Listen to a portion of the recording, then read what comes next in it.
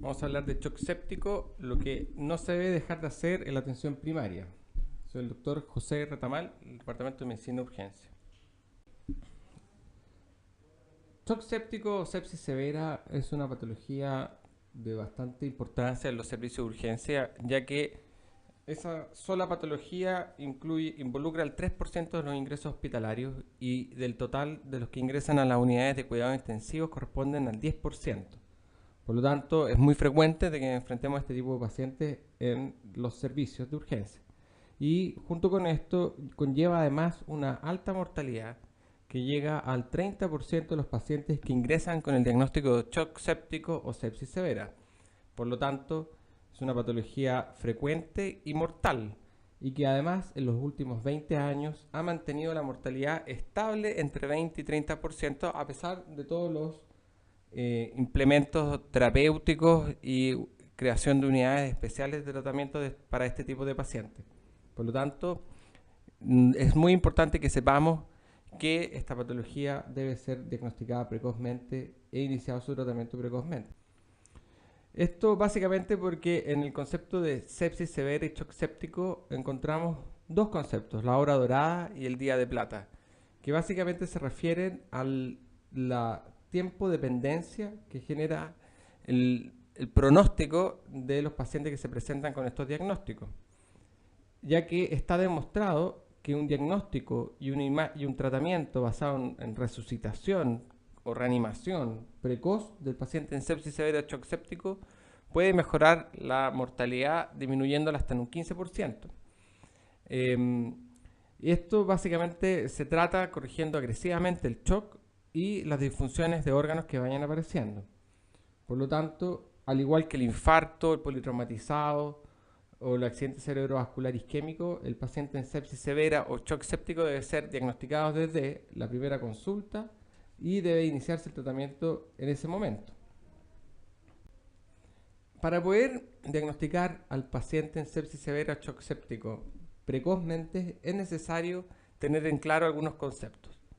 El primero es el conocido como SIRS, que es la abreviación en inglés del síndrome de respuesta inflamatoria sistémica. ¿Qué es este síndrome? Este síndrome lo podemos definir como la aparición de dos o más de los siguientes parámetros. Frecuencia cardíaca mayor a 90 por minuto.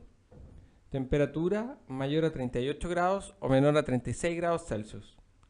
Frecuencia respiratoria mayor a 20 por minuto o con una presión arterial de dióxido de carbono menor a 32 milímetros de mercurio.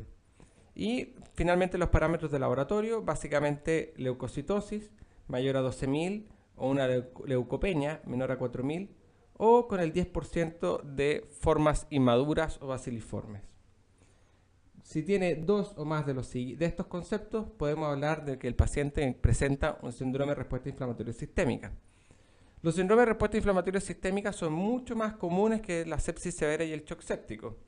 Un paciente que presenta una amigdalitis aguda, por ejemplo, y se presenta al servicio de urgencia con una frecuencia cardíaca mayor a 90 y una temperatura mayor a 38, ya el paciente se presenta con un SIRS.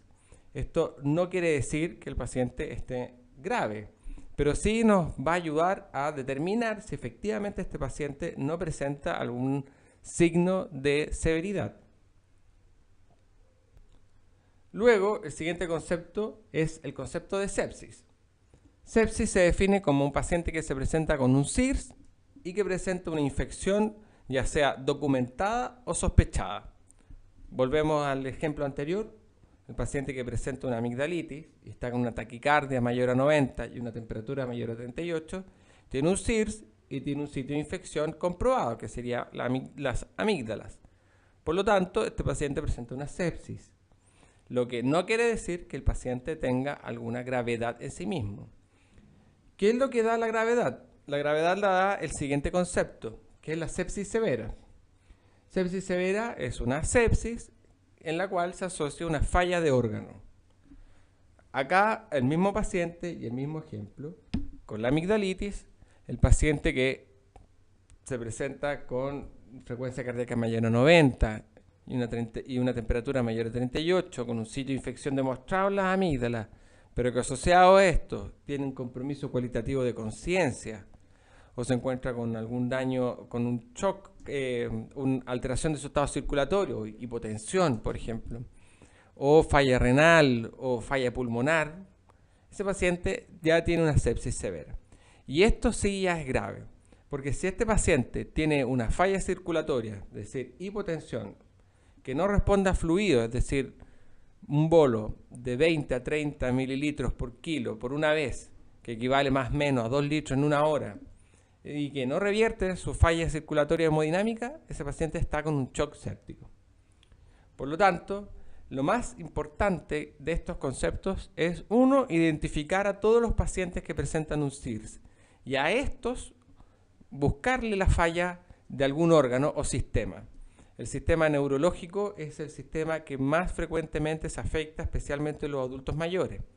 Y el sistema circulatorio también es importante de poder objetivarlo y diagnosticarlo, porque eso ya habla de un concepto de severidad. La sepsis no existe sepsis leve ni moderada. O es sepsis severa. Por lo tanto, esto sí genera diferencias en su tratamiento y la acción a realizar con el paciente que presenta estos dos últimos conceptos.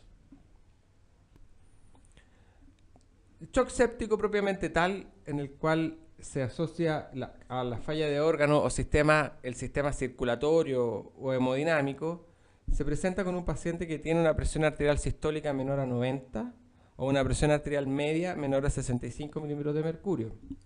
Si el paciente es hipertenso, la presencia de shock no necesariamente se va a presentar con una sistólica menos de 90 o una PAM menor de 65, sino que basta con que el paciente decaiga 40 milímetros de mercurio en la presión sistólica de su basal para ya considerarlo como un estado de shock. Y a esto tenemos que agregarle la necesidad de iniciar vasopresores posterior al aporte de volumen adecuado, que es considerado un volumen de 20 a 30 ml por kilo, en una hora.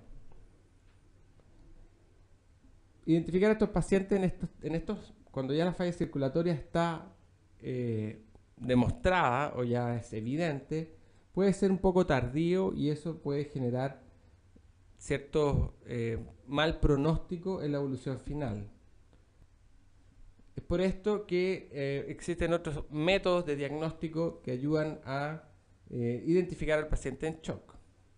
Entonces, lo que no podemos olvidar en los pacientes que se presentan en sepsis y en shock séptico, sepsis severa, perdón, y shock séptico, en la atención primaria son estos 4 puntos. Básicamente un diagnóstico precoz, iniciar una reanimación hemodinámica adecuada y tratamiento antibiótico.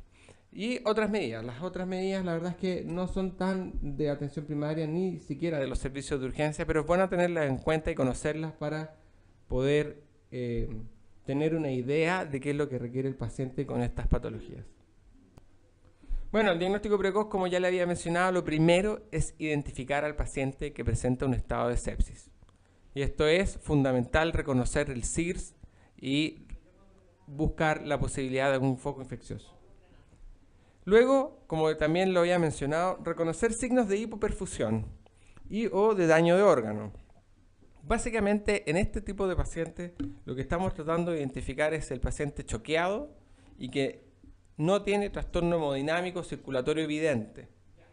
En estos pacientes que presentan una sepsis y que pueden tener, dado su comorbilidad o el foco infeccioso sospechoso, una sepsis severa, lo que hay que buscar es la falla circulatoria. Pero la falla circulatoria no macrohemodinámica, que sería la presión arterial sistólica o la PAM, sino que la microhemodinámica, es decir, la alteración de la circulación tisular. Esto lo podemos identificar midiendo dos productos, básicamente el ácido láctico o lactato, que identifica el metabolismo anaeróbico celular. Si se presentan más de 4 milimoles por litro, ya un 90-95% de las veces vamos a poder identificar un paciente con un shock séptico. Si a este paciente le aplicamos los 2 o 3 litros de suero fisiológico en una hora y persiste con el ácido láctico, lactato mayor a 4, es decir, no se barre, el paciente tiene una falla de la microcirculación severa y debemos iniciar otras medidas. Lo mismo con el déficit de bicarbonato o base excess. También representa lo mismo, metabolismo anaeróbico celular. Por lo tanto, si el exceso de base es de mayor a menos 2, también más del 90% de las veces se va a presentar o va a ser un paciente en un shock séptico. Y junto con esto, al paciente que se presenta con una sepsis y que tenemos una sospecha o tenemos la duda de que vaya a ser una sepsis severa, debemos tratar del ingreso, desde el inicio, medir algunos scores o escalas de gravedad. Básicamente el Apache 2, el SOFA, etcétera, que son varios métodos de escala de puntaje que se aplican a los pacientes, en las cuales son importantes la edad, la presentación clínica, frecuencia cardíaca, presión arterial sistólica y algunos de laboratorio, básicamente leucocitosis, leucopenia, alteraciones electrolíticas, alteraciones en los gases arteriales, etc. Estos scores de gravedad quizás lo que nos permiten hacer es, dar un predictor de gravedad y de mortalidad, y asociado a eso permite además iniciar algunas terapias especiales en un grupo de pacientes. La reanimación hemodinámica. La reanimación hemodinámica parte aproximadamente en el 2001, luego de la publicación de un estudio realizado por un emergencista norteamericano, Emmanuel Rivers, que comparó la terapia estándar, que era la habitual realizada en esa época, hace más de 10 años, en las unidades de cuidado intensivo de Estados Unidos, versus una terapia intensiva, temprana, dirigida al cumplimiento de metas macro y microhemodinámicas. Hizo dos grupos y comparó los resultados, demostrando una disminución de la mortalidad hasta en el 15% de los pacientes que eran enrolados en la terapia intensiva de volumen. Comparando ambos grupos, en las primeras 6 horas, el doctor Rivers administró más de 6 litros de solución fisiológica en 6 horas al grupo de pacientes que tuvo mayor sobrevida. Por lo tanto, demostró que la terapia de reanimación hemodinámica mejoraba la sobrevida de los pacientes. ¿Cómo se hace? Básicamente el doctor Rivers lo que hizo fue medir cumplimiento de metas. Recordemos que el paciente que se presenta con una sepsis severa o shock séptico, fisiopatológicamente produce, a propósito de la infección bacteriana, marcadores inflamatorios más algunas toxinas bacterianas que activan el óxido nítrico a nivel endotelial, produciendo una vasodilatación de la macrocirculación. Y el sistema circulatorio lee esta vasodilatación como una disminución de flujo, ya que los vasoreceptores lo reciben como una hipotensión, y produce vasoconstricción de las zonas de menor importancia, básicamente el sistema digestivo, la piel, las mucosas, etc., generando una hipoperfusión de esas zonas, isquemia y liberación de hiperóxidos, radicales libres, que perpetúan este círculo vicioso. Entonces el problema principal de los pacientes en sepsis severa y shock séptico es uno de llenado vascular. Es decir, lo que hay que hacer, y lo que pensó el doctor Rivers, es evitar que el sistema le hiera como hipoperfusión. Y esto es mejorando la precarga. Recordemos que la precarga es la presión de fin de diástole del ventrículo izquierdo y representa el llenado intraventricular y por lo tanto el llenado del sistema circulatorio. Entonces, básicamente la primera meta es lograr una precarga adecuada para el sistema circulatorio, que indirectamente lo podemos medir midiendo la presión venosa central. La presión venosa central se logra medir con la instalación de un catéter venoso central en la vena en la vena cava superior, inmediatamente proximal al ingreso a la aurícula derecha, y mediante una medición de presión que puede ser ya sea por escala de agua o por presión invasiva, la meta es lograr una presión venosa central entre 8 y 12 milímetros de mercurio. Y esto lo podemos lograr aplicando volumen. Básicamente, Dr. Rivers lo hizo mediante la aplicación de solución fisiológica, primero con el bolo de 20 a 30 ml por kilo y luego lo necesario para para lograr esta presión venosa central. Obtenida esta meta de llenado, necesariamente tenemos que ver cómo está de abierto los vasos. Y eso lo logramos medir a través de la presión arterial media.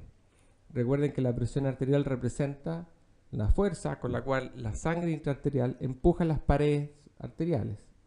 Por lo tanto, en un vaso dilatado, la fuerza es menor y por lo tanto se lee como hipotensión. Entonces, si a pesar de que el paciente esté con un buen llene intravascular y sigue hipotenso, es decir, con una PAM menor a 65 milímetros de mercurio, es necesario iniciar terapia con drogas vasopresoras o vasoactivas como levofet o noradrenalina y dopamina. Estos fármacos deben también ser administrados por vía venosa central de tal manera de evitar complicaciones como la isquemia local al ser administrado por vía periférica.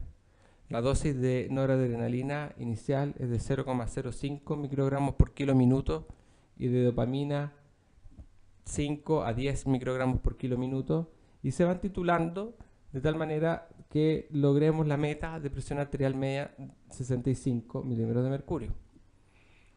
Obtenidas estas dos metas macrohemodinámicas, vamos a evaluar cómo está la microhemodinamia, y eso equivale a la perfusión tisular. Lo podemos hacer también a través de la medición de una muestra de gases venosos obtenidas del catéter venoso central y que permite medir la saturación venosa central de oxígeno. La saturación venosa central de oxígeno nos da una información indirecta de cómo es que se está realizando la perfusión tisular, ya que evalúa cómo está la extracción de oxígeno en las células midiendo la relación de saturación venosa arterial de oxígeno y venosa. Una saturación venosa central de oxígeno menor a 70 o mayor a 90 nos da la información de que la extracción de oxígeno está siendo insuficiente o que hay muchas zonas que no se están perfundiendo. Y en estos casos, si tenemos las metas macrohemodinámicas cumplidas, necesariamente tenemos que mejorar el volumen eyectivo cardíaco, y eso lo hacemos aplicando inótropos como la dobutamina, que es un agonista beta 2 y alfa 2, que a dosis de 2 microgramos kilo minuto por vía venosa central nos ayudaría a mejorar el inotropismo y con eso la contractilidad miocárdica. Y junto con esto tenemos que certificar que el transporte de oxígeno sea adecuado, y para eso requiere un hematocrito mayor a 30%. Si el hematocrito es menor a 30%, necesariamente debiera el paciente ser transfundido. Todas estas medidas de reanimación hemodinámica que les planteo requerirían procedimientos que habitualmente son realizados por personal del área del intensivo o de anestesiología. Sin embargo, es lo único que hasta ahora ha demostrado aumento en la sobrevida de los pacientes con sepsis severa y shock séptico.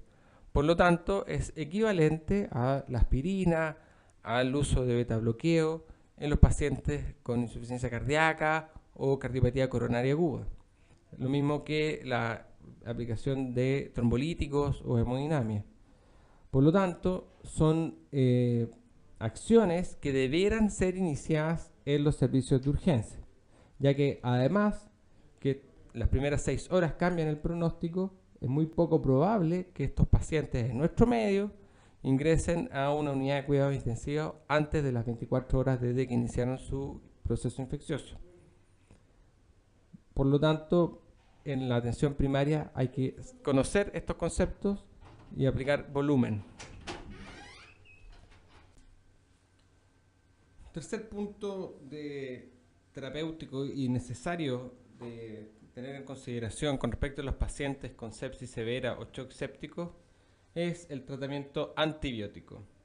El tratamiento antibiótico iniciado por vía endovenosa y de manera precoz, es decir, antes de la primera hora posterior al diagnóstico de la sepsis severa o shock séptico, se asocia a una disminución de la mortalidad hasta en el 10% de los pacientes. Por lo tanto, el tratamiento antibiótico precoz mejora la sobrevida.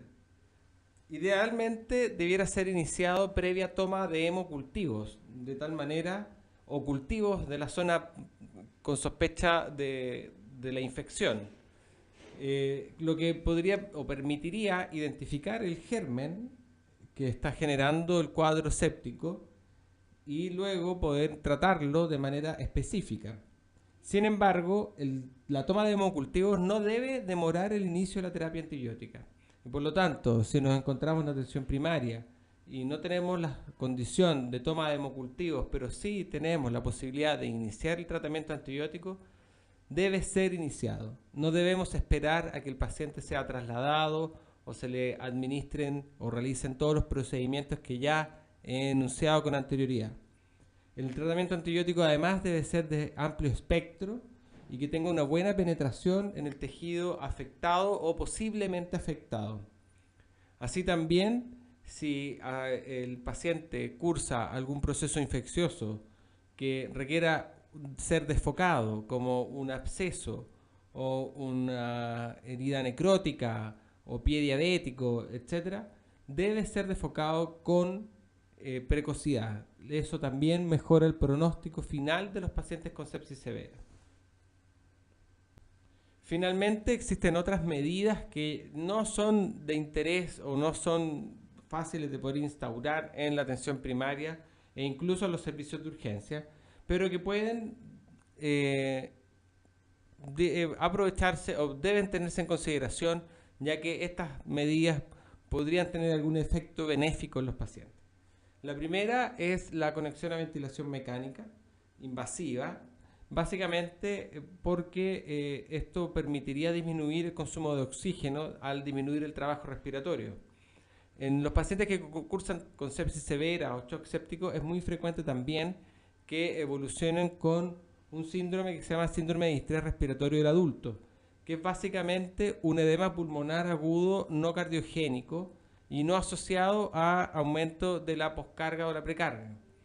Este es por un trastorno de la permeabilidad de la membrana celular del tejido alveolar, lo que inundaría el intersticio y los alvéolos de contenido líquido, lo que dificulta mucho la ventilación de estos pacientes y por lo tanto necesariamente debe ser realizada vía ventilación mecánica invasiva.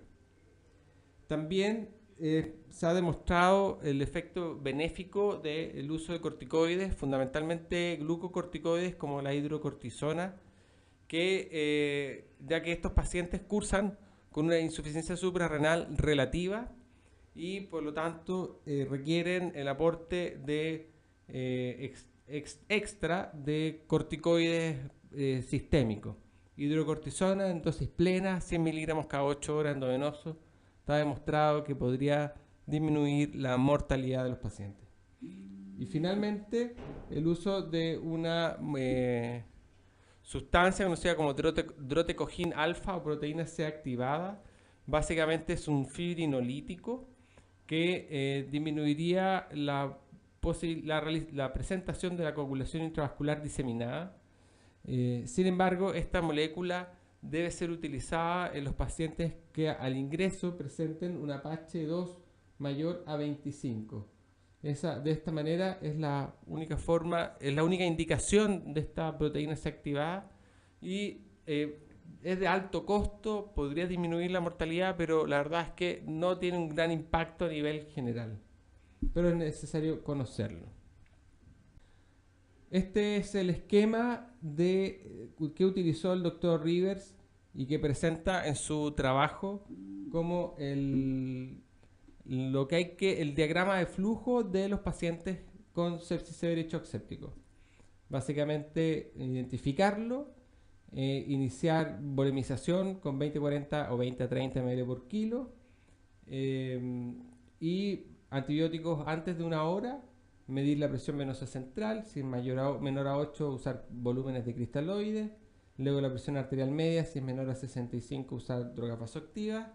Logrado esto, medir la saturación venosa central y si no se logra, ver cómo está el hematocrito. Si se resuelve eso y sigue desaturando, usar inótropos y con eso ya debiéramos poder lograr estabilizar al paciente.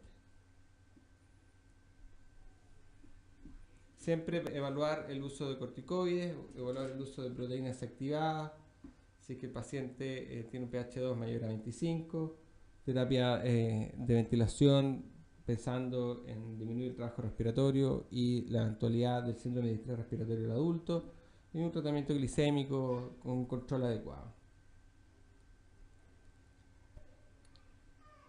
Actualmente existe una campaña internacional que se llama Surviving Sepsis Campaign, que es la campaña internacional de sobrevivir a la sepsis, cuya última publicación fue el 2008, que hace un resumen de lo que ya les he mencionado. Y finalmente el título del trabajo realizado por el Dr. Rivers, que generó un cambio en la terapia de manejo del shock séptico y sepsis severa, que es la volemización basándose en metas y precoces. Está publicado en el New England del 2001. Sería bueno que los que pudieran leerlo lo vieran porque ha generado en la última década el cambio en la terapia de la sepsis severa y shock séptico. Muchas gracias.